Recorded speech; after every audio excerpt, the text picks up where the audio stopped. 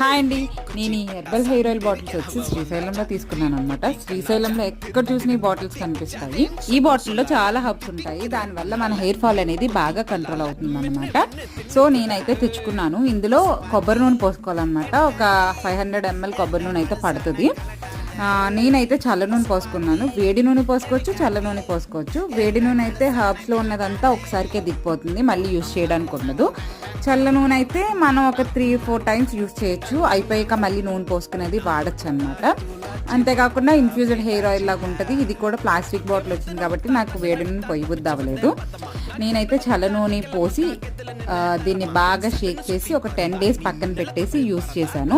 నేను ఇది ఎలాగా తయారు చేయాలో ఏంటో అనేది వీడియో చేశాను, అది నా ఛానల్లో ఉంది. ఒకసారి మీరు వెళ్ళి చెక్ చేయండి, మీకు కంప్లీట్గా అర్థమవుద్ది అనమాట ఎలా తయారు చేసుకోవాలో. నేను ఇందులో రోజ్మేరీ ఆయిల్ కూడా యాడ్ చేశాను. అదంతా కూడా